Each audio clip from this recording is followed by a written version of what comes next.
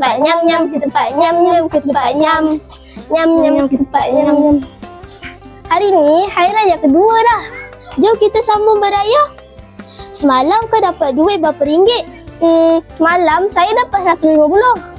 Saya pula dapat 100 ringgit. Yang lagi 50 tu pergi mana? Baru saya ingat. Saya beli bunga api semalam. Damn! Oh, ish. Jangan macam saya. Saya menabung SSPN.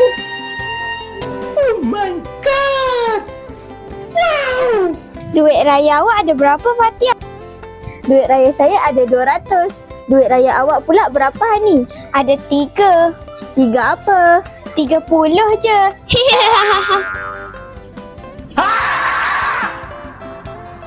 Syazwan, jom beli aiskrim.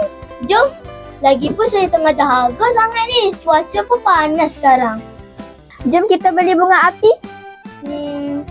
Tak apalah. Duit raya ni kan memang untuk belanja. Tapi kalau kita menabung dalam SSPN, kita dapat guna untuk masa depan. You can do it! Betul. Tok Wan pun pernah pesan supaya kita selalu menabung. Saya tak nak menabung lah.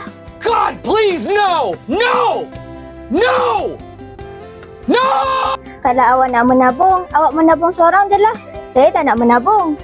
Lebih baik saya beli makanan-makanan viral. Lagi sedap. Aduh, sakitnya. Menyesal aku tak menabung dalam SSPN dulu. Kalau tak, mesti boleh bayar kos rawatan kanser ni. Assalamualaikum, Fatia. Saya bawa kuih kegemaran awak, Fatia. Wah, sedapnya popiah cheese. Lama tak makan. Sebagai rakan, kami akan membantu rakan kami yang berada dalam kesusahan. Kami akan menggunakan duit simpanan SSPN kami untuk membantu kamu. Alhamdulillah. Terima kasih semua sahabat-sahabat syurgaku. Semoga diberkati dunia dan akhirat.